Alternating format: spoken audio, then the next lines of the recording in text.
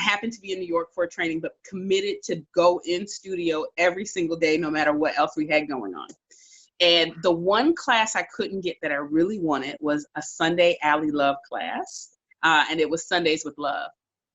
And I couldn't get in the class. So I just stood there and waited. And I got in. And I was so happy. But I will tell you, I have enjoyed every single time I've ridden in studio, from the instructors, which are obviously great, to the staff that works in studio. There was one gentleman who worked there every day I walked in that week. He said, he praised me for coming in. He remembered that I came. He remembered my name. And he was one of the techs, like one of the guys who set up the bikes for you. And I'll tell you, it meant so much to me that he took the time to acknowledge that I had come every day. It's more than just your output, more than a bike. When you hear your shout out, you know it's all right.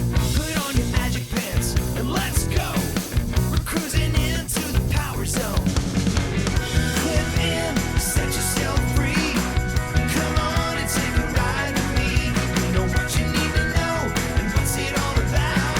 Everything you need, it's on the Clip Out. Welcome to the Clip Out, episode 166. This is Crystal O'Keefe. And this is Tom O'Keefe. You've been rushing around. Uh-huh. Because I was late. Yep. Sorry. That's okay. I had a work Everyone's taking the Yeezy ride without me. Sorry. I had a work emergency. I mean, that's more important for sure. Yeah. It's still a bummer. It and is. It sucks. I felt bad. And I'm crabby about it. So if she sounds cranky, it's because she is, and it's Yes. at me. No, I'm not cranky at you. I'm cranky that something I've been looking forward to all day, I no longer get to do. That's what I'm cranky at. What if we just read the bullet points of what's on the show and we clocked out? Do you think people would care? Yeah. Do you? I don't know. Some weeks we wonder. Well, speaking of bullet points of what's on the show, what do you have in store for people? Well, we've got a new controversy to discuss about Peloton. Oh, fun. Yeah. We're going to talk about an update on their class action lawsuit that I had completely forgotten existed. Oh, yeah. There's some major rumors out and about new products. Okay. There's some interesting information about SoulCycle.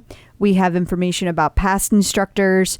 We're going to revisit Pelothon because we still have major confusion over all this. Okay. And there's all kinds of other stuff that we're going to talk about as well. Awesome. Well, before we get to all that, shameless plugs, don't forget we're available on Apple Podcasts where you can go and rate, review, and subscribe. I would read a review, except iTunes is not cooperating.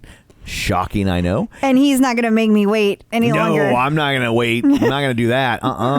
And so, but wherever you're getting your podcast from, and you can get them from a plethora of places, but not pinatas, you can get them at Apple Podcasts, Spotify, Google Play, Pandora. I think we're on Pandora now. You can get them just about anywhere. iHeartRadio. There we go. You can get them there. So wherever you're getting them from, be sure and subscribe so you never miss an episode. And, of course, check us out on Facebook at facebook.com/theclipout. While you're there, like the page, join the group, and of course sign up for the weekly newsletter at theclipout.com so you'll get all these bullet point notes that we are going to read to you in a lazy fashion delivered to you so you can sing along at home. And finally, we announced this last week, but this is the first week. If you go to youtube.com/theclipout, these episodes are now entirely videofied. Yes. And you can actually look at, I was going to say our ugly mugs, but I'll say you can look at my ugly mug and her not ugly mug. I'm looking terrible today because I did a workout this morning and I stayed in my workout clothes all day because my intention was to do another workout tonight. Yes, I know. So I know. So yeah, not my best moment. I know. If it makes you feel any better and get a chance to do my hair. Yeah. There's just the one. I said it was singular on purpose. Yeah. But yeah. So, but anyway, so moving forward, these will all be in a video format that you can watch at YouTube. Same for our other podcast, The Superset, which is all about tonal. So that's exciting. It is exciting. So there's all of that. Let's dig in, shall we? Let's do it. Breaking news.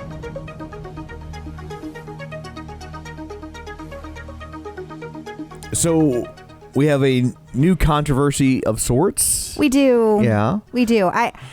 Okay, so before we even talk about this, I just want to preface it by saying that I agonized over whether or not to talk about this. Yeah. And I agonized over whether or not to talk about it because, not that it's not important, it is very important. Right.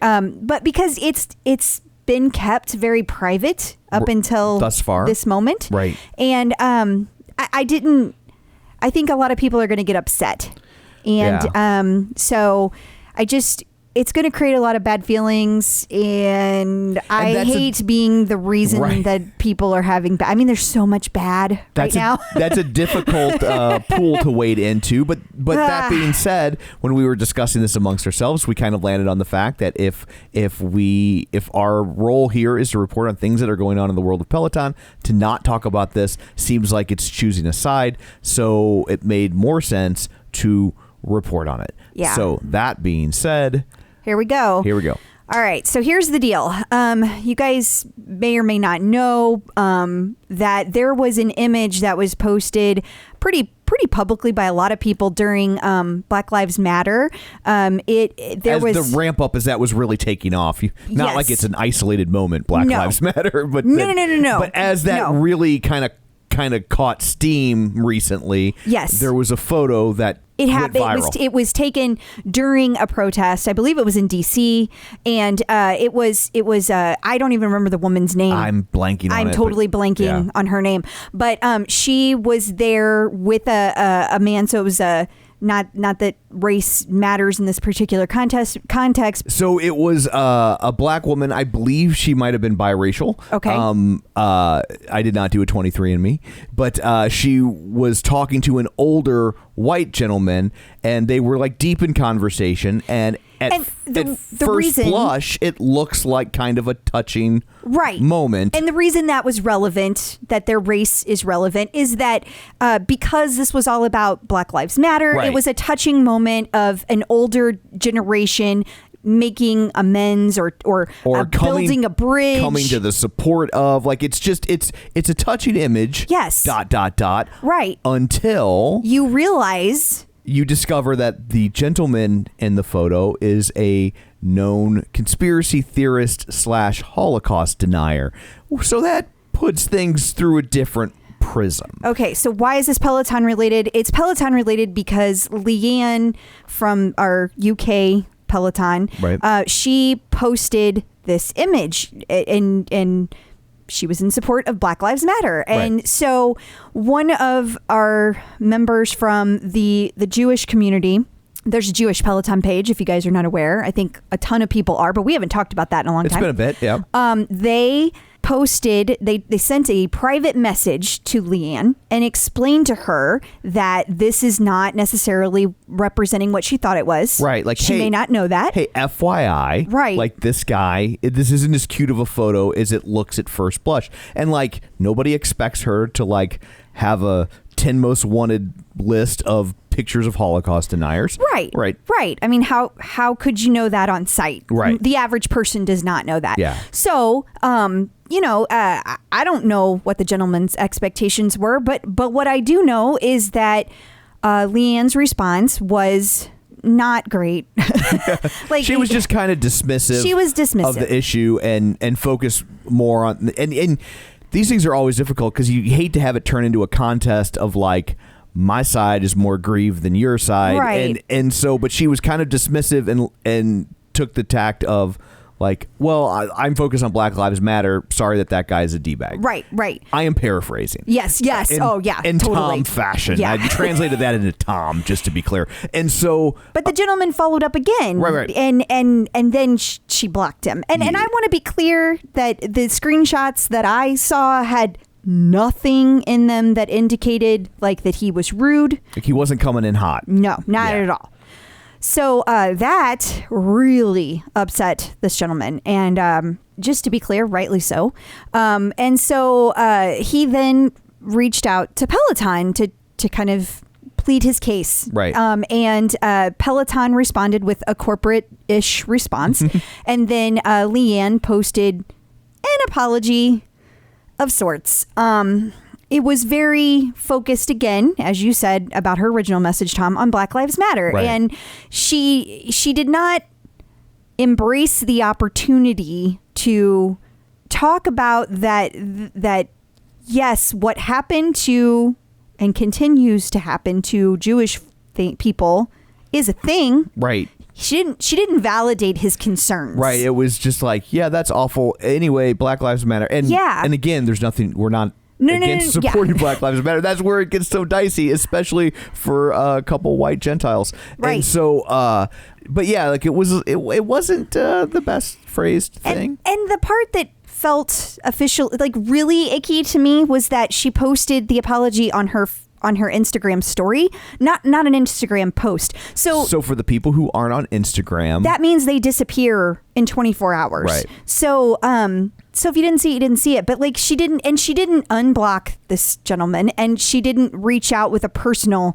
apology. Yeah. And you know, and in case you're wondering about the original picture in question, even the activist, the female activist in the picture, removed it from her Instagram. She did. Like, so even the other person in the photo was like, once she kind of really sussed out who she was photographed with, was like, oh, that is not something I wanted to be a part of, and removed it. So yeah, and the reason that Tom and I ultimately decided to talk about this is that well, one, we support our Jewish friends, our Jewish listeners, and you know, any kind of you cannot dismiss what happened in the past. It's not okay to dismiss the horrible atrocities that have happened in that case, and it is not okay for people that survived the Holocaust and the people who continue to live today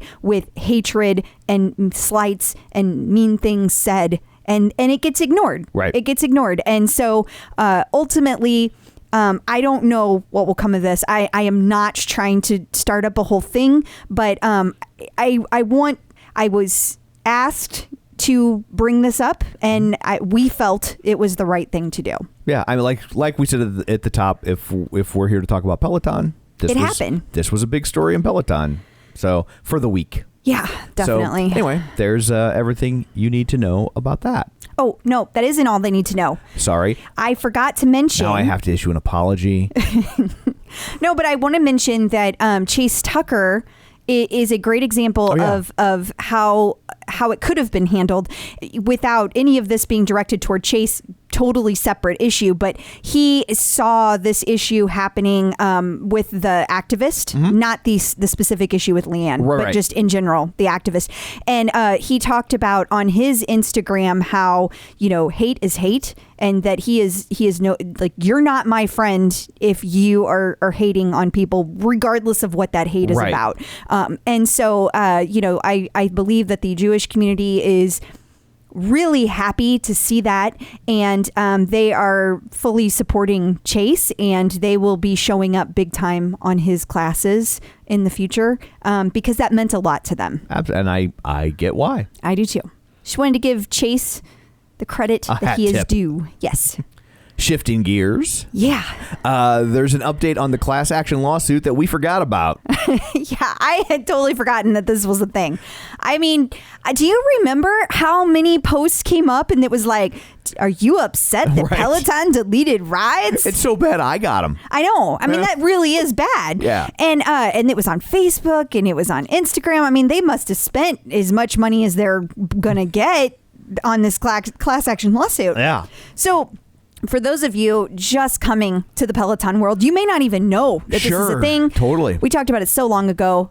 I will try to keep this really brief, but back in the day, there was a giant deletion of classes due to all the lawsuits that were happening with the music licensing. Yep. And it was called the Great Purge. Right. Because we are very dramatic in Pelotonia. Yeah. And I think it was something like thousands of classes that got deleted that day. It was a ton. Yeah. It was ginormous. So Some people felt that that was super unfair because when they signed up, there were like 10,000 classes. And when this happened, it was like 6,000 classes. Right. And so they wanted to file a lawsuit against Peloton. Well, this week, somewhere in New York, there was some kind of hearing happening. And the judge said he was hearing an argument on it. They had done depositions and he said he would be ruling soon. That's really all I know. But I thought you guys would like an update, such as it is. Yeah. When I see the final outcome, of course, I will be sure and let you know. It's what we do. It is what we do.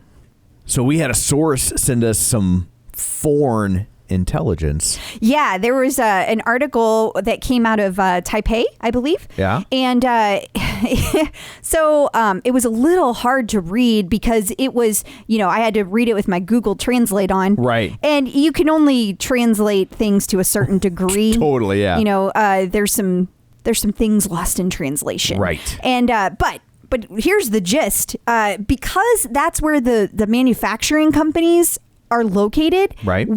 When they get these big orders, they talk about them in their local news. And the same way that your local news might be like, hey, the bottling factory's hiring 300 new people or whatever. Yeah. Exactly. And so they were talking about this. I think it was a company called Rexcon. Okay. They're talking about the fact that wow, we've got this major order coming in from Peloton because the company that Peloton bought last year, they can't keep up with demand. And so because they can't keep up with demand, Peloton had to contract with Rexcon, and they have ordered, and the article refers to it as new, like these are new equipment. Right. 250,000 newly designed treads, which are going to be cheaper and they will be smaller than the current tread. And then there are 30,000 bikes on order that they don't really talk about any kind of specs for either of these. But where you can draw a little bit of inference is that the screen size for both the new tread and the new bike are 23.8 inches. Now, why do I care about that? Because my current bike has a screen of 21.5 and my current tread has a 32-inch screen. So like Diamond Rio, they are going to meet in the middle. Yes, they are. So presumably this other bike that's coming out will become the new premium bike. Okay. And our current bikes will become the cheaper bike. Like the baseline bike. The baseline bike. The less expensive bike. Yeah. And when I say cheaper, I mean that my understanding is that the price will in fact drop on our current bikes when they are selling them.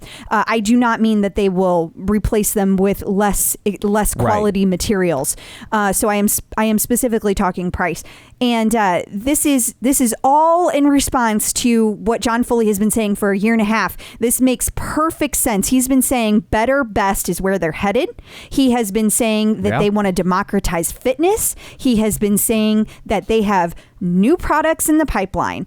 And so this makes sense. And rower, no, there is no rower, guys. It's not going to happen. No, I'm not saying it never will happen, but that's not what's happening now. Not the priority at the moment. No, they have been on record as saying that they are not coming out with a rower right now because the tread and the bike, especially the tread, have a much bigger market. Sure. And so that's where they're going to focus. And so I think they said it was like 3 times larger, the tread, the amount of people that want to buy a tread. Interesting. Yeah. That means that now that'll be 4 products. You're going to have a less expensive, more expensive on the tread, less expensive, more expensive on the bike. Going to lead to all kinds of confusion. There's going to be people that are mad. There's going to be people that are upset. And this is all still rumor. But it is conjecture based on facts. Like this came from the news. Right. And there was an article written back in February that talked about, I guess a bunch of analysts were invited to come to kind of like a pre-meeting with Peloton. Right. And it was closed. And one of the analysts talked about the fact that their upcoming model would be to lower the price on the current bike and have a more expensive bike coming out. I think this is a great solution. I do too. I think it's a great solution to make the current product less expensive. People already know and love that product. They trust that product. And rather than trying to come out with like a lesser version of that, be like, no, that's our baseline. And then here's one that we've bedazzled. I mean, I completely agree. And then my question that I had last week is like, oh my God, what are they going to get rid of to justify this being an okay bike? That's not going to need to come into play here. It's going to be what's added to it. Right. So we know, well, you can gather that it's going to be a larger monitor, but what else? You know, is it going to have a power meter built in? Air conditioning. That's my air conditioning. So it'll be really interesting to see. And then the question becomes, well, if you just bought your bike in the last couple of months, now what? Totally. And people are like, oh my God, did Peloton think of that? Yes. I'm sure they did. I assure you Peloton thought of that. I'm sure they have a plan in place. I don't know what that plan will be. I'm wondering if there will be some kind of trade-in program. Yeah, I could see a trade-in program. I could also see maybe if you just bought the bike that they'll let you swap it out or for an upcharge, or maybe they'll offer you, maybe a few months free off your subscription. They'll extend your subscription for a little bit. Who knows? Yeah, it's like, because honestly, like right now they're swimming in money, so it's a lot easier to do the right thing when you got cash. It was funny. We always talk about the OPP, and I just have to say that I saw somebody post an article back from May, and they were like, when are these new products coming out? And you should have seen the responses. The responses were like, you don't need to have a cheaper bike. The bike's already cheap enough, and this isn't real. This isn't happening. 2 to 3 years. And I'm just like, y'all need to listen to the clip out, because they did, they would know. And that was true even before that post. Well, yeah, but it's a great example. It is a great example. Because they like totally ripped on this lady asking questions about it. Like they know better. OPP. I know. You so crazy. So crazy. I want to have your baby. No, I you don't. Already did that once with a crazy lady. Oh, touche. Actually, twice. Well, yeah. Checking out the competition.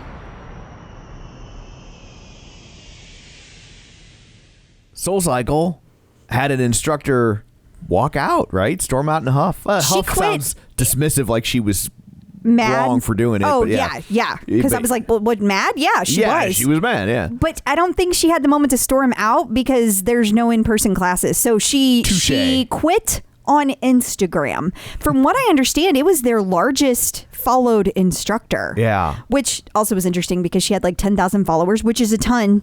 But compared to Robin, who has like 1 million, right. It was just like to see the different dynamic there. Totally, yeah. And I'm not bagging on her. I think what she did was amazing. Yeah. Okay, so I don't know how to pronounce her name, and somebody's going to get mad at me because it's European and therefore I don't know how to pronounce it. But guys, I just suck at pronouncing things. I struggle with the European ones too. I struggle with all names. So I will attempt to pronounce it, and that way they can get mad at me. Okay, good, because I'm tired of being yelled at.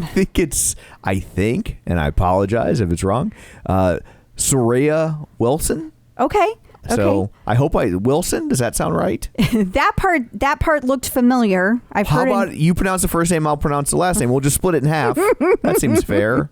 Okay, but anyway, so this lady, she has been an instructor for 12 years for SoulCycle, and she quit because she felt like SoulCycle was using the instructors. They were using their image. They were using literally their bodies to say, hey, we're so into the movement that is happening for Black Lives Matter. Right. And but they're not actually doing anything. Like in the background, they're not doing anything to back that up. That's basically they were exploited, and they would use the image of their diverse instructors to be like, look how good we are, but then behind the scenes, same old. Yeah, they weren't donating money. They weren't standing behind causes. They weren't doing anything effectively. So she was just like, I've had enough.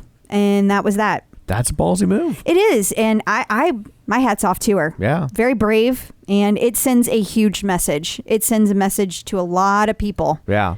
So good luck to her. Yeah. I guess Peloton, whenever you're doing your next round of hiring. Yeah, and like 1 million people posted that. So. I bet. I have no doubt. It wouldn't surprise me the way Peloton's so wily. They probably had her on the hook already.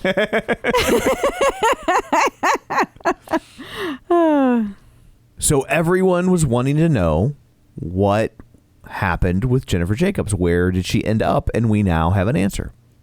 She is now the ambassador for Ventum. Ventum is a very high profile and very expensive triathlon bike manufacturer. But apparently this bike is that she's doing, it's the NS1.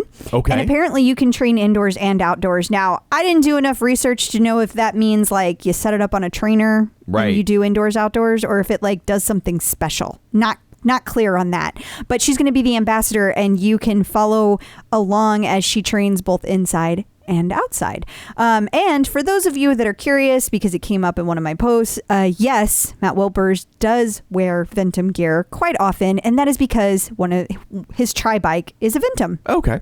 There you go. And congrats to JJ. We didn't say that. We didn't. It's your job to be nice. Oh. I don't know if you can rely on me today. Touche. We have a Pelothon 2020 update. Yes. Okay. So we are still in week 2. It is Wednesday, July 22nd. As we record this. I know it won't be when you listen to this, but the reason I'm saying that is because there has still been a ton of questions. For week 1, you were not required to opt in to anything. Okay. All you had to do was put your team tag on your profile and then take a class with all of the instructors on your team. Okay. That's all you had to do. Easy. But then for week 2, they completely changed everything. Now you have to opt in, which means you have to either on the bike, on the tread, or the Apple app, because you can't do it on the Android app. You could go into the challenges and you have to say, I sign up for the week 2 challenge. Gotcha. Once you've signed up, you then have to take 2 live classes with any instructor. Okay. So yeah, nothing confusing about that. You know how many people ask questions? To me. All of them. Yes. And then week 3, you have to opt in again. So if you're wondering, do I have to do something different? Yeah, you do. You have to do something different for week 3. So you still need to opt in. So you're going to have to go back to the challenges and you're going to have to opt in again for week 3. So you're going to spread the word, guys. Yeah. Because they're not getting it. Nobody's getting it. Nobody's understanding. And make it that much easier. You should say nothing and then your team will win. No, my team is in last place. Oh. Like real last. Like the Unstoppables, turns out, are super stoppable. They're changing the name of the team to the Unstarterables. You know how many percentage of people completed the challenge of week 1? How many? Do you want to guess? 2. No, it was more than that. Okay. There's 3. 39%. Like that's, come on. It's pretty funny though. None of them did over like 55%. So like all these people signed up for this challenge and then nobody's doing They're them. like, Too much work. But I think it's so much confusion. that could be. It sounds it. Oh my word. So they need to get way better at communicating this stuff. Now they did come out with this week. Do you know how many people asked me, Encore? Does Encore count? No, Encore does not count. They said live rides. They did not say Encore rides. Live means live. I know it's a live leaderboard, but it's not a live class. Right. But people are so confused over this. It sounds it. Yeah. We'll see how week 2 goes. Also, for week 1, if you never got your badge and you believe that you actually followed all the directions correctly, then you should contact customer service because they had to put those badges on everybody's profile manually. Oof. Oof, indeed. Yikes. Yeah. I think that's probably why they went to opting in for weeks 2 and 3. I would concur. By the time you hear this, there should be new stuff in the boutique. There should. I got some intel. I got the deets that there's going to be a little drop on Thursday. Any idea what's going to be in there other than clothes? Summer 2. Summer 2. So it'll be summer stuff. Okay. That's all I know. And no, I don't know what time. It won't matter though because they'll have already heard it. Theoretically. They'll already have it. Right. Yeah. But I'm excited because I would like to buy things. I hadn't noticed. I know. You have started a little fun challenge for the people. Yes. Do they need to opt in? Is there a hashtag? Do they need to call you first? Will you be issuing badges manually? There what will time be does no it start? badges. What color should we wear? Do we have to run backwards? Here's the deal. Leslie Ladon came up with a crazy idea to do a marathon on her tread. Okay. And I don't know. I was sitting around on a evening and for some reason it sounded like a good idea. I can tell you exactly why it sounded like a good idea. Why? Because you had like 3 Mick Ultras. Oh. I should probably stay off of Facebook after drinking Mick Ultra because somehow I thought this was a good idea and I am doing it. And I thought I'm going to, this is now called the Quarantread 26.2 challenge. And it's just for fun. There are no badges. There are no winners. All you got to do is stay on your tread long enough to complete 26.2 hours, 2 miles. Quarantread 26.2 challenge, going the social distance. That's right. And it's going to be done on August 16th. So I'm coming up on my birthday on August 20th, and I like to do kind of milestone things for my birthday. Yes. And we can't go anywhere or do anything. And so, I don't know. This sounded like a great way to ring in 42. So if I'm still alive by the 20th, then we'll be able to celebrate. You should have done a Quarantread 42 challenge. I'm worried enough about 26.2. Let me just tell you, I will not be running this. I will be walking this at a fast pace because I know that, I checked it. I checked it out. So any of you that are like, can I do this? And you're freaking out. 4.0 on the tread will get you done in 6.5 hours. Okay. And that's just like a moderate walk, right? It's on the faster end of things. So I read the Stephen King book he wrote under the name Richard Bachman called The Long Walk. Okay. And it was like they would take these kids, I think 1 or 2 from each state, and they'd start at one end of the country, they walk to the other, and then if you fell below a certain speed, they would shoot and kill you. Oh, okay. And so it's fun for the whole family. Sweet. It's going to be the Quarantread Challenge 2021. That's what we're going to do. But if you fell below 4 miles an hour, that was the speed at which they would kill you. So just pretend that you're a child walking with. Well, it's called the long walk, not the long trot. So yeah, and it is a walk, but like when you walk for that long, it's hard to keep that speed up. Yeah, and I'm going to try to do it with I'm going to try not to stop. Like I'm going to try to go through, maybe drink some water. I'm not going up the stairs. When I went to go do my 100 miles on the bike, I made the mistake of taking a break at 75 miles and going upstairs and sitting down for a few minutes. No, just stay on it. Just stay on it because it's going to hurt. It's going to hurt. So, I don't know. Happy birthday to me. I don't know. It's kind of crazy. But if you want to join in, then please do. And if you just want to like hop on and like smack my face, that would be great too. Like the high five. Oh, okay. Not I was like literally what? smacking my face. And I would love to see the support. And I'm going to post all of the classes I'm going to take. It's going to be curated by me. Right. And of course, Leslie Ladon. So if she doesn't like the classes I choose, then she has veto power. Yeah. Yeah. But she told me to choose some. So I'm going to do that. So I'm going to choose all my favorite instructors, all my favorite kinds of classes, and I'm just gonna play as many as I can for 26.2 miles. Awesome. Well, this makes it easier for me. I was wondering what to get you for your birthday, and now I know. Water. I do need you to bring me water. You will be my water boy. I think I have to work that day. See, this is the beauty of video. These are the faces they don't get to see, and now they get to see the faces you make at me. I like that one too. I forgot that it was on video. That was one of my favorites. But yes, when I'm like, oh, if you could see the looks I'm getting, that was just like a little tip of the iceberg. The real ones will probably have to censor. You're making me cry. They're pretty tough. You'll realize how tough I am when you see some of the mean looks I get. Last week, shifting gears.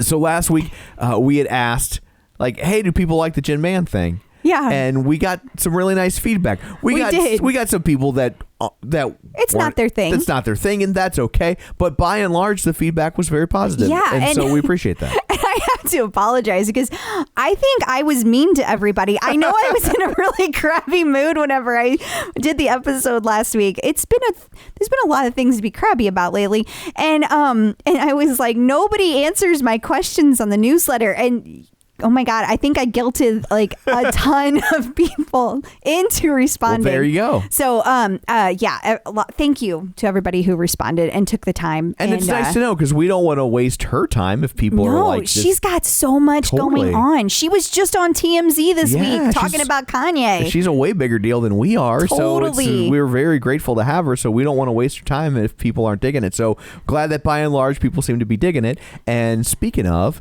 here she is. Getting the psychological edge with Dr. Jenn. Joining us today via the magic of Skypeophone, Dr. Jenn Mann, licensed marriage, family, and child therapist and sports psychology consultant. You may know her from VH1's Couples Therapy with Dr. Jenn or VH1's Family Therapy with Dr. Jenn, her long-running radio show, The Dr. Jenn Show. She's written 4 best-selling books, including The Relationship Fix, Dr. Jenn's 6-step guide to improving communication, connection, and intimacy. Dr. Jenn, hi. Hey, great to see you guys. Good to see you as well. Likewise. I guess we'll just jump into the topic of the week. Sure. So, we're going to talk about body image and what to do when maybe you've lost a bunch of weight or you've reshaped your body, but it doesn't necessarily feel that way in your head. Yeah. What do you do with that? A lot of the time it takes our brain a long time to catch up with our body.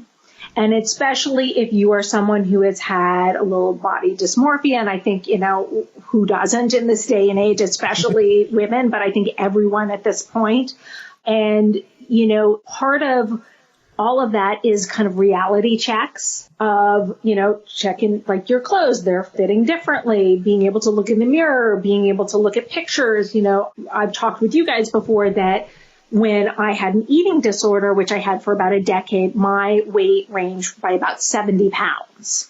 And, that now I'm at the point in my life, and one of the things that's helped me measure my recovery is that I can see myself accurately. But I remember in between that time of when I was very eating disordered and when I got healthy, that my eyes did not adjust to what was going on with my body. And that for me, one of the only ways that I could tell is when I saw myself in pictures, I'd be like, oh, okay, now I get it a little better. But we have to be patient with our mind catching up with our body, but also to really listen to what's our self-talk. We all have a healthy voice and an unhealthy voice. And a lot of the time, the unhealthy voice tends to win. And the unhealthy voice tends to be critical. It tends to be focused on the flaws. It tends to be focused on the negative stuff. It tends to be focused on the you're not good enough, fit enough, strong enough, muscular enough, lean enough, all fill in the blanks. And when we let that voice run rampant, that causes us problems because that voice tends to grow and get bigger and bigger and bigger. And, I have an app called No More Diets that is based on my doctoral dissertation and how ultimately I made peace with food using a non-diet philosophy. And one of the exercises that I have in the app is about training your brain. And it's all about looking at your negative self-talk and talking back to that negative voice. You don't have to believe it at first, but it's part of training your brain to think differently when we're able to talk back, because we have to feed the healthy voice. I think of it as like the angel and the devil in the cartoons on the shoulders of the character. I was thinking that exact same thing. And it's like the unhealthy voice gets bigger and bigger as we feed it. We need to starve it, and we need to tell it to shut up, and we need to feed the healthy voice. And every time that unhealthy voice speaks, we have to speak back to it. And you don't even have to believe it at first. That's the thing. A lot of people are like, well, but I don't believe what I'm saying. That's fine. I don't need you to believe it in order to change it over time. And I'm not talking about being delusional, that to say like that you see something that you don't see, but there are always wonderful things that you can appreciate about yourself. Maybe you don't like your ass, but you have great calves. And instead of focusing on the things you don't like about your ass, you can be like, you know what? I have muscular calves. I have really strong legs. I'm able to get through a 45-minute spin class and I'm still standing. Like, how amazing is that? To be able to focus on the things that you can do and that are positive about your body help you to fight those negative messages. Have you ever experienced, as when you say that your eyes didn't match what was reality, have you ever experienced like how you interact with the world is different. Like, I remember after I had lost weight that it took me a long time to realize that, like, I kind of always held myself very negatively whenever I was super overweight. And I kind of like always averted my gaze and looked down and kind of kept to myself. And it took me a long time to realize I didn't, quote unquote, have to do that anymore, that it was different. I think that that's very common. For me personally, where I really struggled was when I was at my heaviest, and my heaviest was about like 40 or 50 pounds heavier than I am now, that I felt a lot of shame that I had, like, my weight had fluctuated so much. I'd been an elite level gymnast. I had been like all over the board. And that, like, I remember getting dressed to go to, like, I think it was like Thanksgiving or something with my family and being like, oh, these people haven't seen me since last year and I put on all this weight and I hate everything I'm putting on, and just feeling really bad about myself and kind of that struggle. But I think that if you're someone who is, that shame is affecting how you talk to people or how you relate to people or how you see yourself, it's really important to either get therapy, do bibliotherapy, start doing some journaling, start to figure out how you need to heal from this so that your weight is not the determinant of your self-esteem. Because as soon as you do that, as soon as your body is your determinant of your self-esteem, you're in trouble because things can happen. You know, look, God forbid you get cancer and you're sick. And if you're not feeling like your muscles are strong enough, like you've got something, a disease to fight, you need to be in a good headspace. Like, we can't have our self-esteem be dependent on these things. And there are so many celebrities now who are showing us great examples of body positive messages of strong women and men, especially women, who are not at the cultural ideal, which I put in quotes, but who are able to show that you can be beautiful and be different weights and different shapes, and use that as a role model and use that to grow from. Excellent advice. Absolutely. I always think how difficult it must be to be in the public eye, especially like if you're in the public and your body changes significantly in front of people. Yeah, you know what I mean? because people think they get to have an opinion on everything. Like, look, a great example of someone who's been very public about that has been Kelly Clarkson. That's exactly who I was thinking of. Yeah. Yeah, I mean, she's talked a lot about her weight fluctuations and how people have fat shamed her, and, you know, how people have been critical of her body and how hard that is. And look, I think when you're a celebrity, it's hard to go through anything in the public eye that's difficult, but it's especially that kind of body shaming. You remember years ago when Jennifer Love Hewitt was in a bathing suit in the ocean and someone took an unflattering picture of her that had some like cellulite or something. And she handled the time. She gave a very positive, body message, but then lost like 20 pounds, and she was criticized for that. And she was criticized for the cellulite. It's like, you can't win. And I think that in life, what we have to do is stay focused on the process as opposed to the outcome more often. And when I say embrace body positivity, I do not encourage anyone to make unhealthy choices for themselves and embrace that. I'm a big believer we can't control the outcome, but we can make choices and control the process. So you get to control how you treat your body. You get to control what foods you put into it, whether it's healthy or not, whether it's balanced or not. And, I'm a big believer, like in my app, in my No More Diets app, that balance is key. I'm not a believer in deprivation. I think that ultimately leads to binge eating and leads to a very unhealthy relationship with food. You can see on my social media that I'm always posting oh, look at the matcha bread. I eat that. I eat everything. I'm vegan, but I eat vegan versions of, ice cream and cookies and all that sort of stuff. So I think that it's super important to really look at how are you treating your body? And which instructor is it who always says, treat your body like it belongs to someone you love? Is that Christine?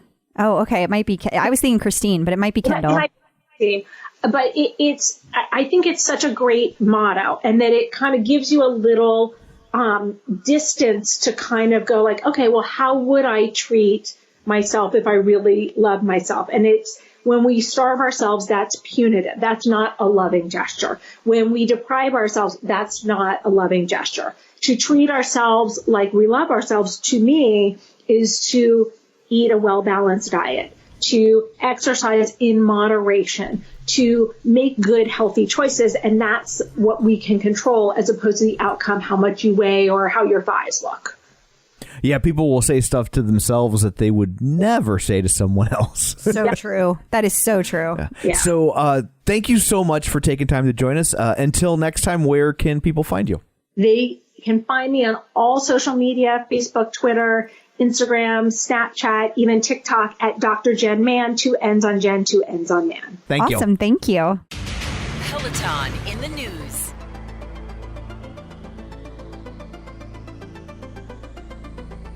Marker.com had an interesting article about how Peloton is pivoting away from their bougie bike.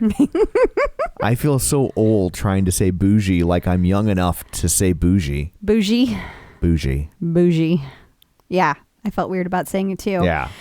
But it talks about all the different things that they have done very systematically to democratize fitness. And the funny thing is that they didn't mention any of the things that I did earlier because all of that was circumstantial. Right. And probably came out after they wrote the article. Totally.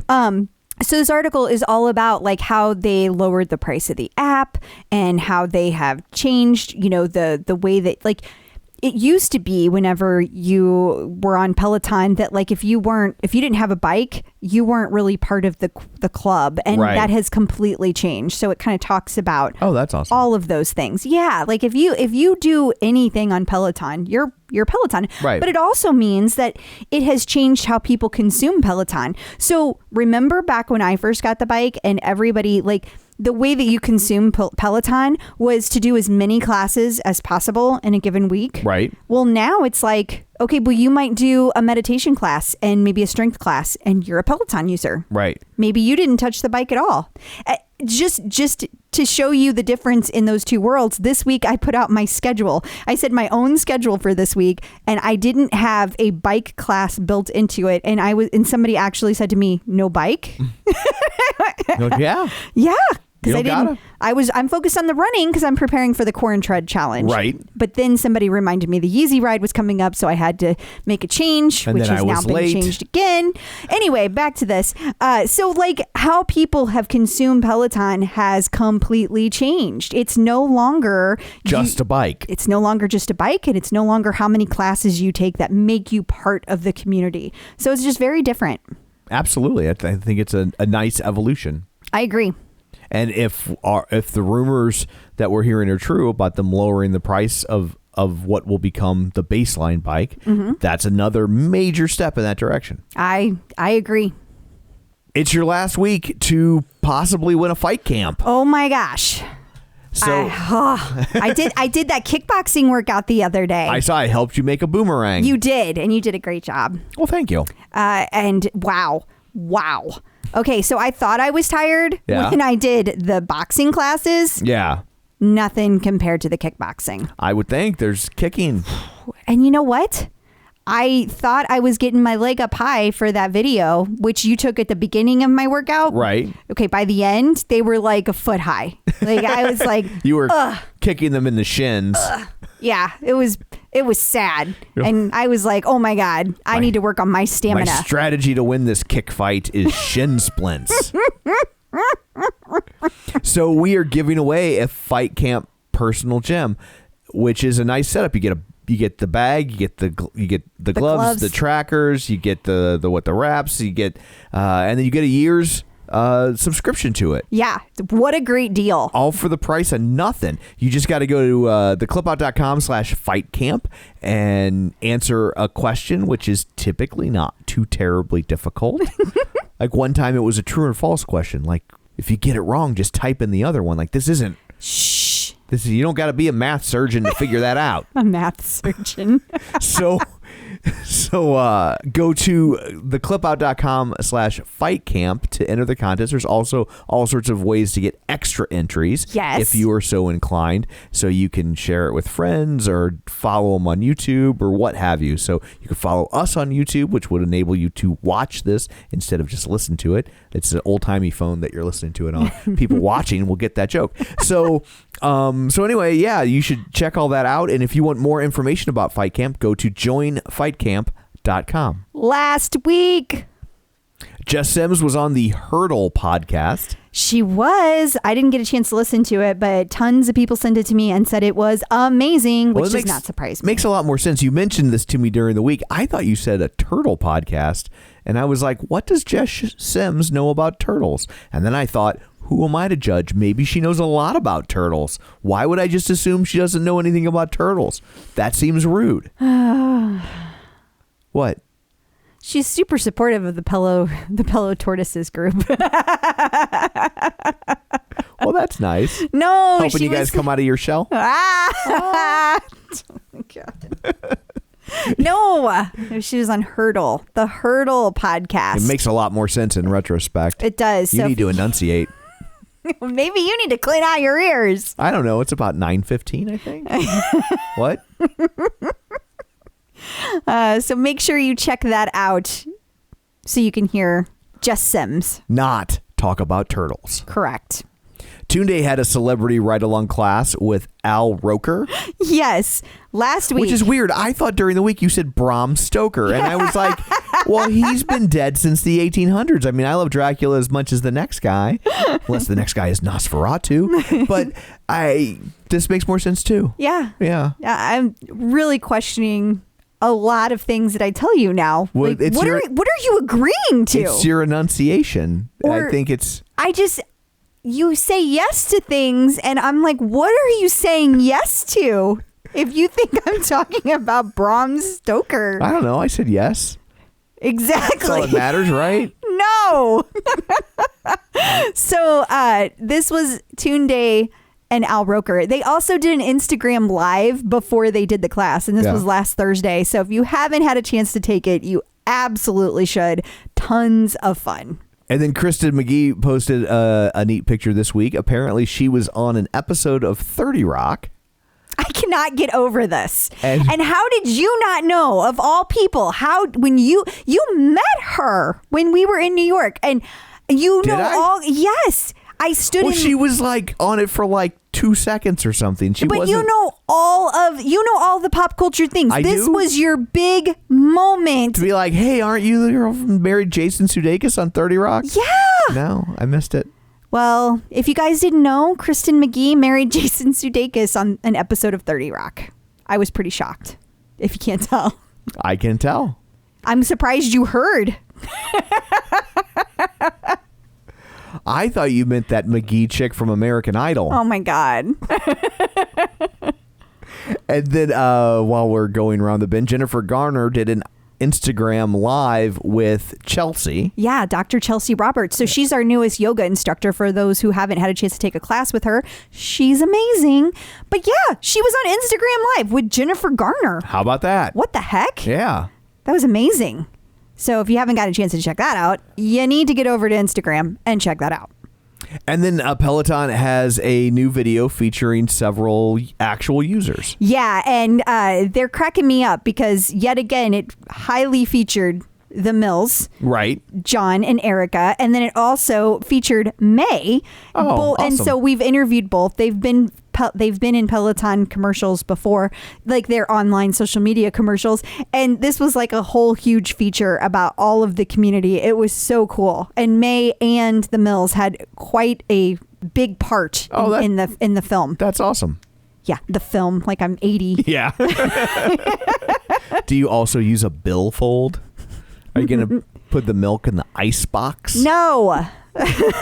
Do you call your car a machine? Oh, look at this last item. I'm going to make you say it. There's an artist spotlight featuring, honey, you want to tell them? Lil Louisiana? Lil Wayne. I mean, it says Lil Weezy because it's Lil Louisiana because that's his name. Yeezy, Weezy. Is it? Lil Wayne. Is that a... Yeah, it's all I don't a thing. know. I know. Oh my I mean, I know the gosh. name Lil Wayne. I didn't know he had a different name. He has like a million. I don't know. He doesn't call. He doesn't write. I'm going to have to talk to him. Okay. But yeah, I would be on that ride. I honest to God. You didn't know that. I honest to God just thought it was another like hip hop artist that I was unfamiliar with. I didn't realize that Lil Wayne had a different different name. Okay, well, that didn't go it all the way. I had played. So is that I was trying to give you a guilt trip. No, because now I'm curious. So is that like a nickname? The way people would refer to, I have to convert this into rock music. The way people would refer to like Stone Temple Pilots is STP, or is that like he actually is like I've changed my name the way it was like I think Puff it's Daddy nicknames. and then I think it's nicknames because like it's Little Louisiana. You know, like Louisiana. Sure, I got that as I said it out loud. It was like, oh, I get what you're doing there. Oh, look at these kids with their little puns. How about that? Lil Pun. That could be one. Maybe it is. I think it is. There was a big pun. There's probably a little pun, right? I mean, especially now. Well, not anymore, because when he had no. Okay. But no, he did have a child, so there is somewhere a little pun.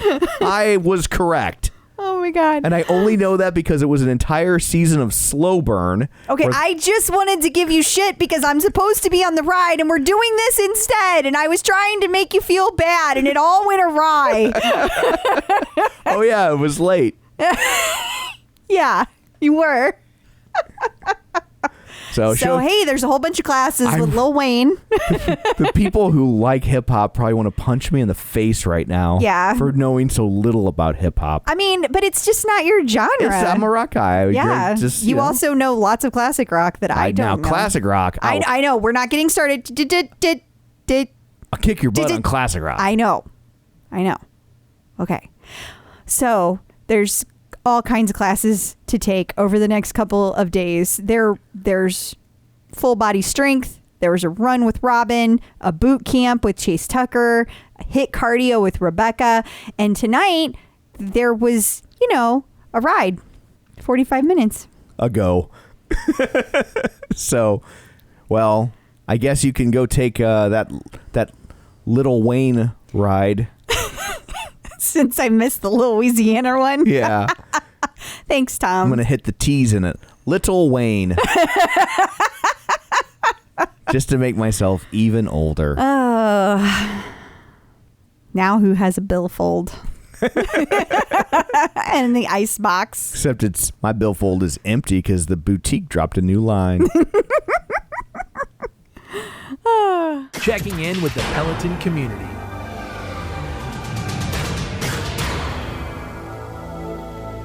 So normally I would say joining us via the magic of Skype-a-phone, but we're doing something different. Yes. So we're trying it with Zoom. Yeah. So I guess joining us via the magic of ZoomTube. Because we're going to try and include in video. So our guest is our, I don't know, what's a polite way to say guinea pig? Test subject? I don't know. Is that better? So her name is Courtney, and Courtney started her career as a staff assistant and legislative associate for the office of Congresswoman Tammy Baldwin. Yeah. Following that, there's a lot here. And it's all like, the more you go, I was like, I can't cut that. I can't cut that. So I know, she's amazing. So following that, she was a political assistant at the Human Rights Campaign, the nation's largest LGBT political organization. And then she would go on to be senior lobbyist for the National PTA. Yeah. And then where she would chair the National Coalition for Public Education. Yeah. And she is currently the senior director of policy and political engagement for a tech startup, also the founder of the Peloton-based Facebook group Black Girl Magic. Woo! Ladies and gentlemen, Courtney Snowden. Yay! How about that? Yay! Well, thank you for that. You're very welcome. I think the first and probably most important question is, why are you talking to us? Oh my goodness. Why wouldn't I? I have to tell you, I called my mom and I said, Ma, you'll never guess what I'm doing today. I'm going to put the clip out. This is amazing. It's true. I mean, look, I have spent my career doing a number of really important and wonderful things that have, I hope, had a positive impact on the world and created a better world for my boys. But I will tell you, the introduction of the Peloton into my life while I was deputy mayor in my hometown of Washington, D.C., was a critically important moment for me that gave me a little bit of normalcy in a schedule that was 24 hours a day, people knocking on my front door, asking for help and support. And I'll tell you, that bike really got me through it. And so I'm here because, like you, I really love Peloton, both the product that it makes and the company that they are. And so I can't imagine a better place to be. So when did you find Peloton and how? How long ago? How long have you had your bike? So I got my bike in 2017. If I could get my diet in order, I'd be a size 6, but that we all know that is not exactly what it is about. I found the bike. I'd been contemplating a purchase for some time. I didn't have time to go to the gym anymore. I decided to have a second baby. I'm a solo parent by choice, and have 2 amazing boys, and just couldn't find time to work out anymore. My oldest is 11, my youngest is 3. And so in 2017, I found my way to the Peloton. And I'll tell you, it was a life-changing decision for me, worth every single penny of investment. Wow. So you're also a solo mom? How do you do it all? Oh my gosh. I have no idea how any of us do it all. But I have to tell you, the best part of this COVID world that we're living in is I actually get more time with my boys, more than I've had in my entire career. So that's been really exciting. I love how you said solo mom by choice. Yeah. Yes. I was thinking like, I was a solo dad by choice. I mean, I was married at the time, but then I chose. Yes. You said, I think it'd be more fun to do this on my own. I'm going to try that. It certainly was easier. It turns out parts of it are easier, parts of it are more difficult. But I adopted my oldest son when he was 18 months old, and then I birthed my youngest son. And really, they have been, in addition to obviously the bike and my life, the most important piece of it. They are it. Wow. Yeah. Wow. I'm just like, you are a rock star, lady. I don't know. I am impressed. Well, thank you. That's incredibly kind. But many, many more people do so much more. Well, so 2017. So were you exercising at all before Peloton? Like, were you finding time? It sounds like you had so much going on. No, I wasn't. So I was an athlete throughout high school and college, and then spent a little bit of time working out before I adopted my oldest son, and tried to continue to incorporate working out. I hate running outside. I loved to spin. I didn't have time to go to the gym anymore. And so that is how the Peloton came into my life. So my regimen was non-existent. In fact, I tried everything though. I did all of the beach body stuff, and it's great, but it didn't speak to my spirit. I bought other equipment, also didn't speak to my spirit. But Peloton introduced this new idea of working out in a community that gave me a lot of what I got from the gym experience and team sports, right on my bike, literally in my bedroom, right? Well, based on your work resume, that makes total sense that would speak to you, because you seem very community focused. Yeah. I am. I need a community to keep pushing me. And then obviously that's how BGM was born. I was looking for a community that was similar to me. And I realized that if we were going to have it, I would have to create it. Well, I was wondering about that. So you come to Peloton, you start looking around like we all do with the Facebook group. Yep. And let's see, 2017, had it already gone to crap over on the OPP? I don't remember the timeline. It had. I'll tell you, it's funny. I posted probably my 3rd week of having the bike. I posted a question about hair. So you've seen in some of the pictures I sent along, my hair is usually blown out, right? Well, Yes. Obviously I'm working out a lot while I'm at home, and it's curly. And I was wondering how women kept their blowouts together, but black hair and non-black hair are different, right? Right. So I posted a question about it, and I got all sorts of well-intentioned, unhelpful answers about how to keep their hair. A couple of Black women who were active in OPP sent me direct messages, and it occurred to me in that moment that there would be some value in creating a space that was just focused on Black women and helping them achieve their fitness goals. And what I say is straightening our crowns, straightening each other's crowns, right? So, but then there was a commercial around the holidays. I think it was maybe not even a full year after I bought the bike. Oh, someone commented on the page, they posted that they would have liked to have seen more diversity in the commercial. And the comments were so terrible. Yeah. And what was ironic about it is the comments ended up falling into sort of this racially biased discussion that was really a little bit nasty, frankly.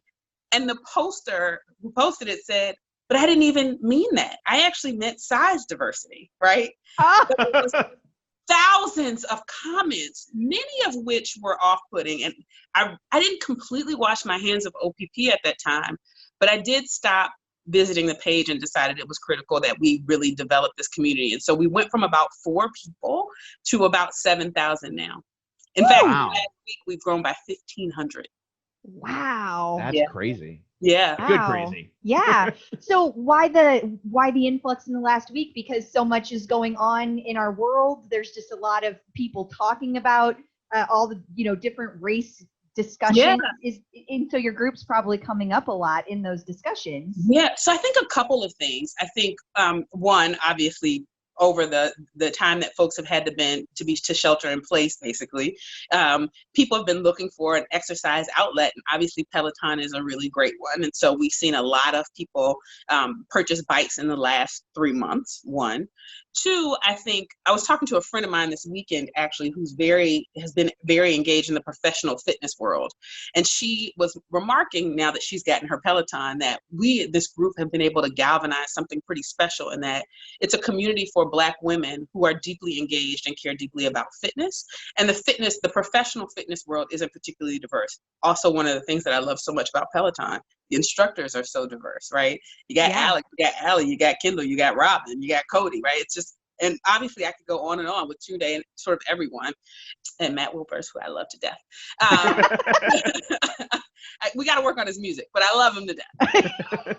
But I think people have been really focused on finding an outlet. And then I think the other piece of it is, particularly in the aftermath of George Floyd, for those of us who are mothers and those of us who are boy mothers, find a community that understands what we're going through, that understands the hurt and the pain and the joy of this experience of living as an African American in the United States. There aren't many communities where we can aren't many places, in fact, where we can celebrate those things, talk about the hard things and celebrate the successes and the joys. And Black Girl Magic, the Peloton edition, provides that right now to more than 7,000 women, and I expect more very soon. Wow. So where'd the name come from? So Black Girl Magic is a thing. There's sort of Black Girls Rock Awards on BET, an organization called Black Girls Rock. It's something we always talk about, our magic.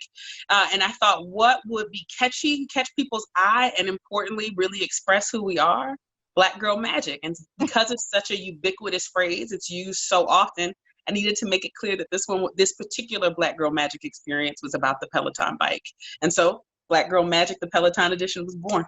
It's a great name, and because it's fun. It is. You know what I mean? Like it sounds like you're gonna, go in there and have fun. Right. Like instead of being super buttoned up, African American women that ride Peloton. You know what I mean? It's right. Yeah. You could have chosen something like that. It would have had a very different feel to it if people chose to look it up. Yeah.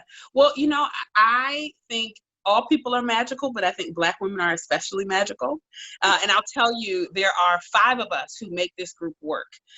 It was my brainchild, but it would not even be anywhere near as close to successful as it is without the 4 other moderators. Michelle, who we often chase on the leaderboard, she just finished 1,000 rides. MG speaks up on the leaderboard. Robin Redfern Williams, whose name is Ruby Williams, WMZ, on the leaderboard. Tish Jones, and Tish's, what is her leaderboard name? AR Diamond, I think. But I'll come back to you on that one. And I think I'm missing Helen Wallace, who just made Lieutenant Colonel, by the way. Thank you for her service. That's right. And she's Coco Mint, COCOAMYN MYNT on the leaderboard. Without this group of dynamic women, this group never would have made it. We go, as we say sometimes, rescue people from OPP. We sell a lot of bikes and encourage lots of people to join the BGM family. And we create a lot of fun both on the bike and off the bike through challenges, through our LinkedIn page that helps people find employment, through our events that occur in store when they're open, or in communities when we have meetups, or even our BGM Home Rider Invasion weekend that we try to have at least once a year. There's a really fun AT class, Alex Toussaint class, that folks should check out if they want a little bit of that Black Girl magic. I'll get the date. Now, did when you guys did your last in studio, like your get together, your HRI, was one of the classes you took with Jess Sims in the Run Studio? They have done, so there are several of them, and we have a couple of BGM groups, in fact. Oh, okay. We have a BGM Tread group, the main BGM group, which everything flows, our Power Zone group. We have an Instagram page so that we can connect with women who may not be on Facebook. And so we have had a Jess Sims run class. We've had some Chase Tucker classes, at Alex, and then we've even gone to London for a Hannah class. Wow. Well, that's how I first heard of you guys. Is I don't remember what class it was, but I was on, and like the entire Tread studio was filled with your group. Yeah. And that was when I reached out to you last September, because I was like, I have to find these ladies are having so much fun.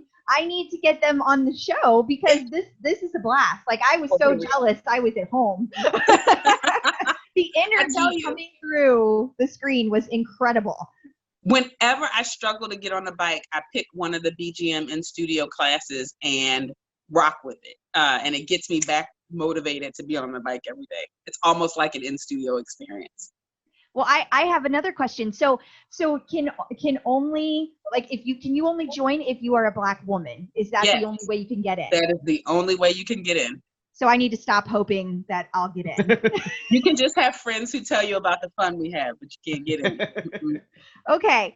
So let's see. I would love, though, if we could figure out a way for you to help, like, nominate people to be on the show, because I feel like I'm missing out on this incredible piece of the community that I want to make sure that is included in our community. So absolutely. Well, you should definitely get the other 4 moderators on, because they are some of the most fantastic women, and we're so different.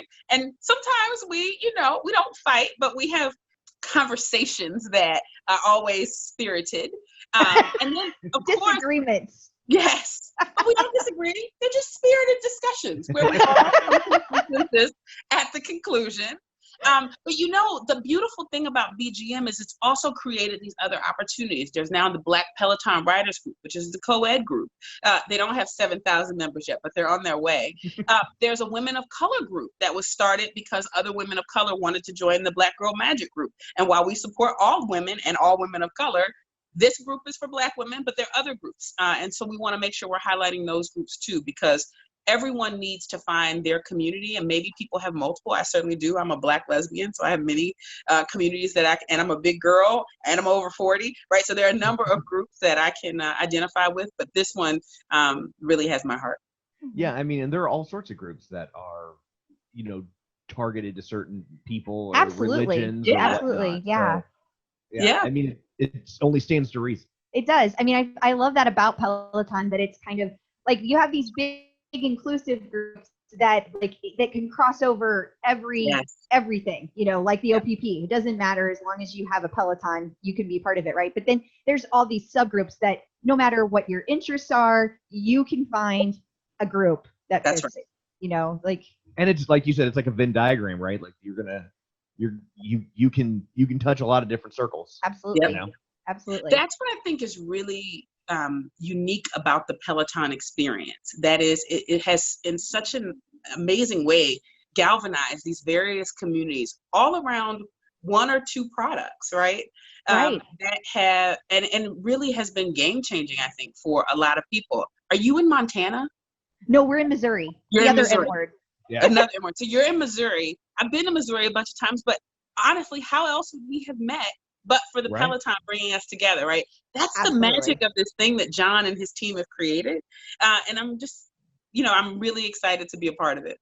I totally agree. I find it fascinating too, because there's so many products that we could all gather around, right? I mean, like if you have an Instapot, we could, talk about that, but it doesn't bring you together in the same way. It's just not the same. There's something about Peloton that just sticks people together in a completely different way than I've ever seen before. And those badges that I can't believe motivate me so much. I was saying I always giggle at Instapot because my grandma used to call the toilet the pot. Oh, and so mine did too. Well, yes. I thought you were going somewhere else with that, Tom. No. So whenever anybody's like, "Oh, let's cook in the Instapot," I'm like, "How about no?" No. Yeah, definitely don't make stew. Ew, Tom.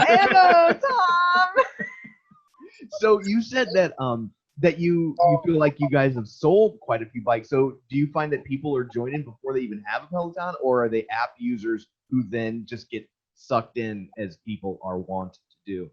So both. I think both app users, we allow app users in the group. It was a bit of a discussion, I will tell you, early on.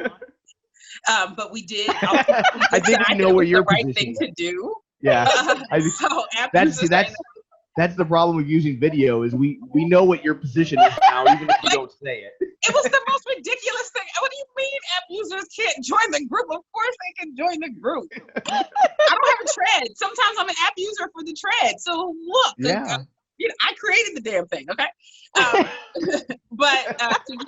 So we got the app users in the group. And then, again, particularly in the last 3 months, a lot of people have bought bikes because of this group. There have been a couple of blog stories. XO Nicole did a story about Black Girl Magic. A woman actually did a sort of 30 days using the Peloton experience article and talked about Black Girl Magic being the reason why she would continue on in her fitness journey with Black Girl Magic. And there have been a bunch of those types of stories that highlight this group in particular and the supportive nature of it. And so a lot of people have wanted to join for that reason. There are people who want to join the group who don't have zero interest in Peloton at all, but just want to be part of BGMs, which is not possible. You got to be an app user or a bike rider or a tread user or something, right? You should start Black Girl Magic, the wannabe edition. I mean, we should. The thing I think is interesting, and this is where I give a lot of love, support, and grace to our friends who manage and administer OPP. It's a lot of work, and it takes a lot of time. And much like being a public official, people aren't always happy. And so they tell us often, and so I understand how hard it is to moderate these groups, particularly as they get larger and larger and larger. So I don't know that I'll do the wannabe group, but maybe someone else will. You're like, that's a great idea for somebody else. Yeah. That's right. That is right. Yeah. and I love you used your public official skills to say that. Like you didn't say no. You were just like, yeah. We're gonna take that under advisement and create a committee, and they will put a pin in it. Maybe do a study. We're gonna organize a task force. We'll think about it. Yeah. They will evaluate it. Set up a commission to figure it out. Right. We got a task force, and there'll be a report in Q4. Yeah. So, yeah. Look for that. Exactly. So, okay, out of all the times you've been to the studio, which is the most memorable and why? So there was a week I was in New York, and I train LGBT candidates to run for office or potential candidates to run for office with our friends at the Victory Fund. And I happened to be in New York for a training, but committed to go in studio every single day, no matter what else we had going on. And the one class I couldn't get that I really wanted was a Sunday Alley Love class. And it was Sundays with Love. And I couldn't get in the class. So I just stood there and waited. And I got in. And I was so happy. Me and this one other guy, who he might have been on his 750th ride. So I was going to give him the bike had he not gotten one, but I was really hoping I didn't have to make that choice, and I didn't. So that one was a big one. But I will tell you, I have enjoyed every single time I've ridden in studio, from the instructors, which are obviously great, to the staff that works in studio. There was one gentleman who worked there every day I walked in that week. He said, he praised me for coming in. He remembered that I came. He remembered my name. And he was one of the techs, like one of the guys who set up the bikes for you. And I'll tell you, it meant so much to me that he took the time to acknowledge that I had come every day. It's just always, I think, a really good experience. I can't wait to get to the new studio. Oh, I know, right? I mean, you'll be there long before I will, but I can't wait. It's such a long trip from Missouri, so it is a long trip from Missouri. Yeah, it's a whole thing. And with COVID, it's like I can't just hop on a plane these days. Although apparently planes are still flying, which is remarkable. I'm not getting on one, but they are still flying. Same. I read an article that said that part of the reason the planes are still flying is that they have to fly those routes in order to maintain first right of refusal to keep those routes. And so that's why they were running all these essentially empty planes or darn close to empty planes, is because nobody wanted to give up, like, oh, we have the 9 a.m. Friday flight to Hawaii. Yeah. Wow. That's a very expensive practice. Yeah. Yes. And I guess 99% of the time you're good because you have a full plane, but who saw this coming? But they should have like the caution flag from NASCAR, where it's like everybody just do the same speed for a minute, right? And when everything, just put a pause on it. When everything's clear, you can all start racing again. Yeah, that's what I would do, but me too, maybe. Me too. So I have a question for you about what you do for a living. So I look at some of your job titles, and I'm thinking that, like, when you were 10, if somebody came up to 10-year-old Courtney and said, "What do you want to do for a living?" I'm thinking that 10-year-old Courtney wouldn't have said Senior Director of Policy and Political Engagement. And I'm just curious, like, how do you get from high school, college to where you're at now? It seems like it would be an interesting trip. So I can admit that I was a little bit of an odd kid.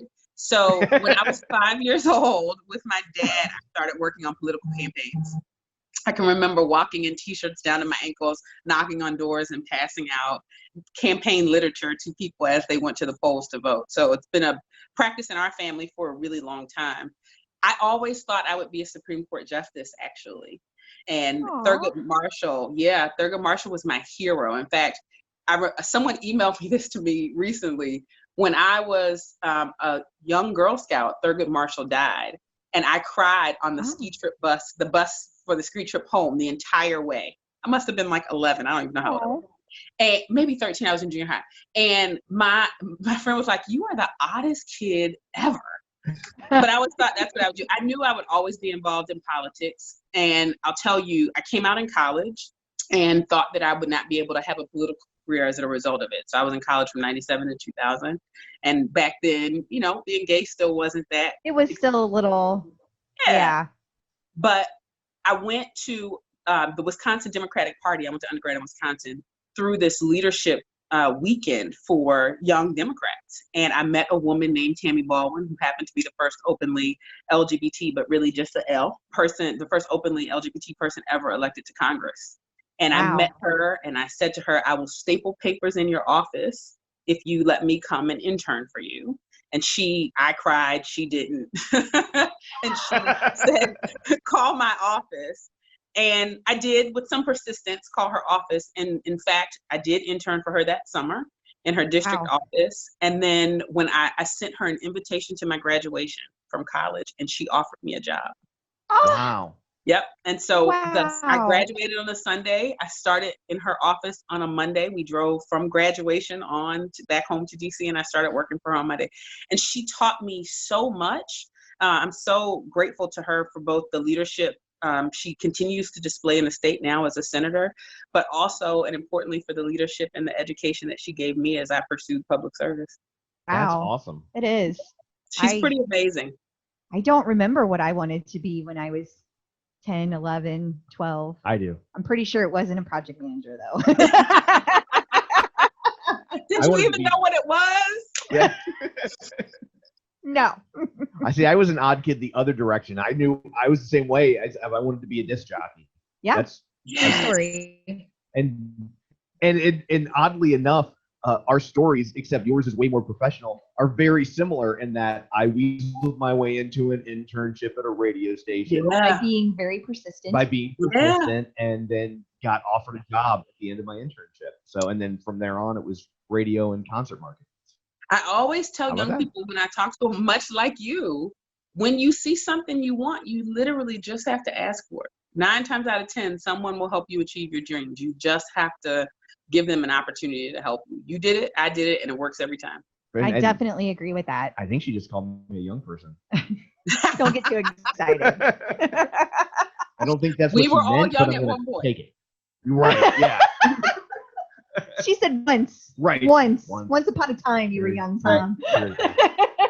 Me too. Very nice. Me too. So tell us about your favorite Peloton instructors. Oh, it changes. First, it was Robin. She was my favorite. She got me really moving. Then Allie made me cry on the bike, which I still think is a little bit crazy, but it's true. And right happens. now, I am a Tunde rider. I feel like my numbers are the best with her. My output is crazy. I almost always PR. No matter how long the class is, be it 15 minutes or 45 minutes, I feel like I'm dead afterwards. And I love that feeling. So Tunde right now. And I love Alex. I feel like it's a party on the bike. And Cody makes me dance. I mean, I love them all. They all have like different personalities and different things that you're looking for on a different day. Like it kind of That's just right. depends on the mood. So not everybody's like that. Some people are like, I have one person I ride with and that's it. But you're more like me, that it's like you have a varying degree of who you're in the mood to ride Yes. with. Like they suit your moods. Yeah. Yes, it's true. I will say mine is driven a lot by music. Okay. So I like mostly hip hop rides. Okay. Occasionally R&B rides. Allie is sort of my outlier in terms of music. But it's really driven by music. I can understand that. Except for Matt Wilpers. Yeah, except for Matt Wilpers. Except for Matt Wilpers. But I just love Matt. I do. I just love him. I do. Well, so you mentioned that you use the tread content sometimes. Do you use, like, are you doing runs? Are you doing boot camps? What kind of other content are you using?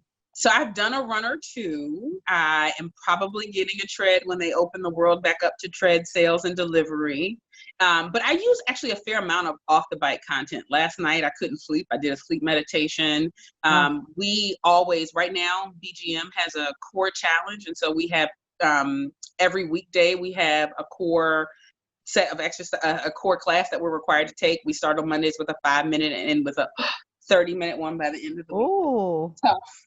And then we also do strength training in the middle of it as well. So we use a fair amount of the off the bike content. That's awesome. So do you Yeah. guys have like a monthly challenge, or is it like, We do. Do We you have a like monthly just challenge. okay. I wasn't sure if it was like periodic challenges, like every once in a while you'll do a challenge, but it's okay. So you guys do it consistently. Every month. Okay. And so That's and awesome. again, that's why it's so important that there are 5 of us that moderate Yeah. and administer this group, because the reality is I would never do that. It would never even occur to me to do a monthly challenge, frankly. Well, and it's Or a to lot of take- work to put those challenges together. It is. And again, nobody's ever happy about them, right? Right. Like, why'd you pick But that can class and I- not this class? You always get questions like, but can I put this one instead of this one? And then maybe if I like blink 3 times, can I still count that one? Right. And I always say, I don't care. Do whatever you want, right? Like, do whatever It's you your want. exercise. Yeah. Yeah. I mean, if you want to do the challenge, do the challenge. If it motivates you to do the extra work that all of us continue to say we want to do, great. If you don't want to do it, don't do it. Don't do it. It's pretty simple. Yeah. You know what I was thinking that they need, because What's they that? have you have all the sub Black Girl Magic groups, right? With Tread, there should be a Black Girl Magic clip out listening group. No pressure. Yeah, no pressure. Now that's an idea that's interesting. I like it. I like think it. we should just take over the show once a month. Okay, but you have, The We might- BGM she's like- edition. She's like, challenge accepted, Tom. Yeah. and Chris is over here like, Because- okay, but you're editing it. Yeah. The beauty of the clip out is it really is for everyone. Yes. I was Absolutely. saying Yeah. before we started recording that our members, all of us rely on the clip out for a lot of Aw. information, particularly since many of us have left OPP. a lot of the Peloton news and content that we get directly from your mouth. So we shouldn't create a opposing one. We should figure out a way to marry them. I think we need to brainstorm, Yeah. Courtney. I like that. I like it that too. a lot. I like it too.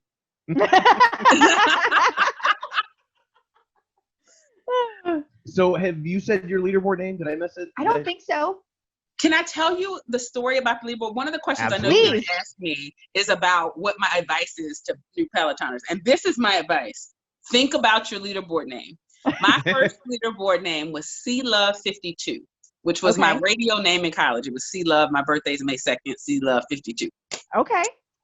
No one could pronounce it. Robin, the first time she said it, she was like, Clove 52. Oh, yeah. I don't know, but that CS now 52. I had a couple. So finally, I am ready. It is Melanin Poppin' 52. So Melanin Poppin' OG 52. I love it. That's great. I love it. Okay. That's great. Well, you So have a follow good me on the story. leaderboard right there. Melanin Poppin' 52. That's awesome. That's thanks. awesome. So do you have any other advice for newbies? Because that was my next question. Yeah. Be kind to yourself. Don't quit even if your butt hurts. And I literally mean that. Stick with it. It will stop, as you well know. It will. It's only a couple weeks. You just got to push It's like through. breastfeeding, Oh, right? yes. That is what a great example. That is It will exactly what stop it's like. hurting.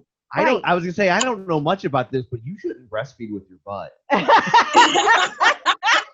No. That is ill-advised. But it hurts.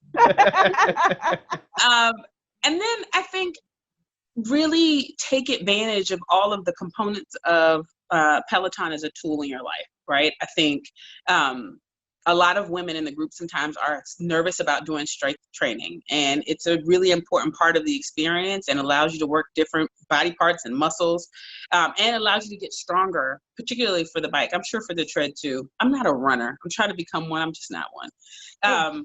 You got to do what you feel. What I have come to realize is whatever gets you back to the exercise and you enjoy it, do that. Do that Yeah. thing. Yeah. Yes, I agree. And I really do love spinning. I think this is why this has taken so well in my life.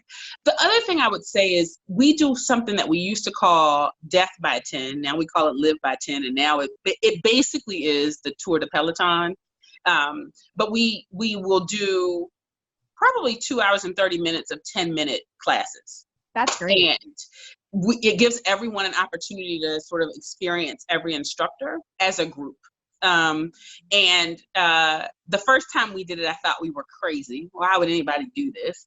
But it turned out to be a ton of fun for us. Lots of high fives, lots of support on the leaderboard.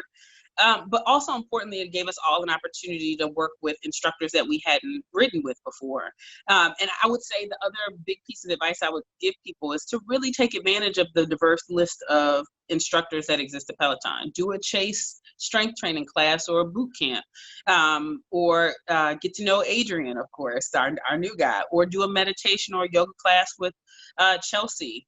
But all of the content is so powerful, strong, and valuable that I think everyone should do themselves a favor and try to at least take one class with every instructor. I agree with that so much. And even if you think that you didn't like an instructor, I would just add to that, take another class with them. Yeah.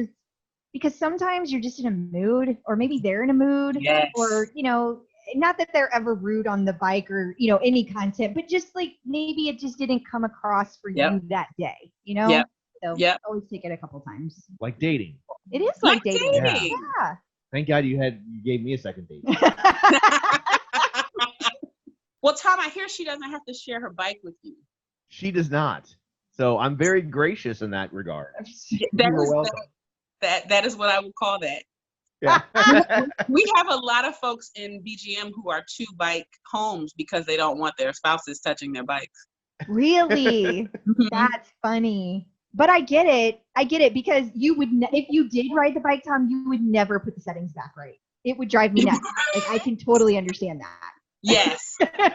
I know this because I know how the toilet paper never gets put on in the right way. So how are the settings going to be right? That's never I'm going to be working the on same. just getting the toilet seat down with my boy. Can you just put the toilet. He doesn't even think that he should have to.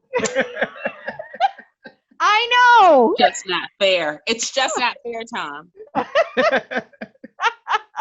But I get up like 4 times in the night to pee. I've reached That's that true. age. He does. That's the part about aging no one ever tells you is how much you'll be peeing. And so I don't want to have to contend with that at 3 o'clock in the morning for the third. Right. Yeah, try So falling do I. in. Try What's falling that? in. Try falling in. I have one. I must know. So then you should know. At 3 o'clock in the morning, it's a really hard thing to deal with. I just want you to know. She's not Talk wrong. about ruining your night. Yeah, it's true. It's true. Yeah.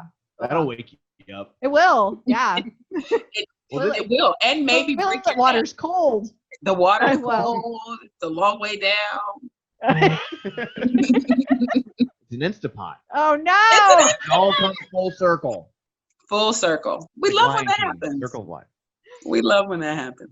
Well, thank you so much for taking the time out of from judging by your bio is a very busy day. Yes. Of course. Yes, Of thank course. you. I am incredibly honored to join you. I really did call my mother to tell her how big of a deal this was. So this is incredibly exciting. And I can't wait to share with the world.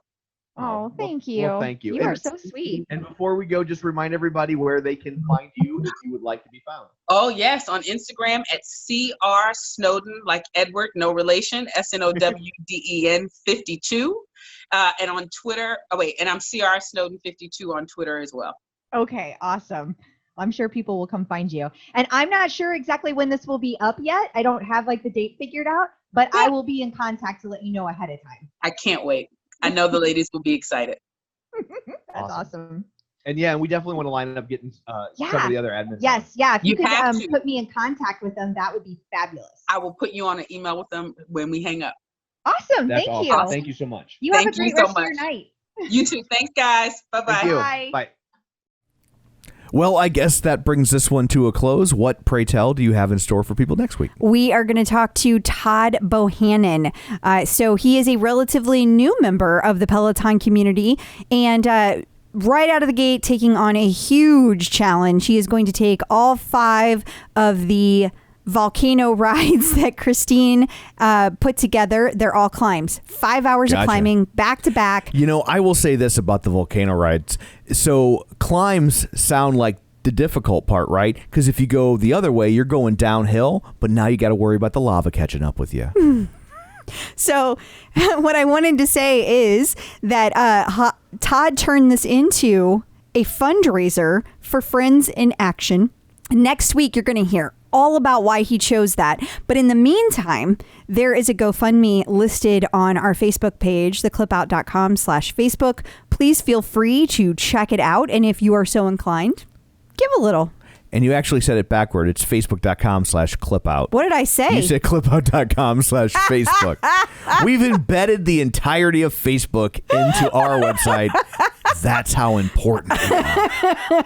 So I just didn't want anybody to get confused and miss the GoFundMe. So Thank you. Facebook.com/theclipout. So until next week, where can people find you? Not on the Lil Wayne ride. That is true. You can find me at Facebook.com/Crystal D. O'Keefe. You can find me on Instagram and Twitter, on the bike, and of course the tread at Clip Out Crystal. And you can find me on Twitter at Roger Kubert or on Facebook at Facebook.com/Tom O'Keefe. You can find the show online at the aforementioned Facebook.com/theclipout. While you're there, like the page, join the group, and of course, don't forget to sign up for our newsletter at theclipout.com and check out our YouTube channel, youtube.com/theclipout. So that's it for this one. Thanks for tuning in, and until next time, keep pedaling And running. Clip in, set yourself free.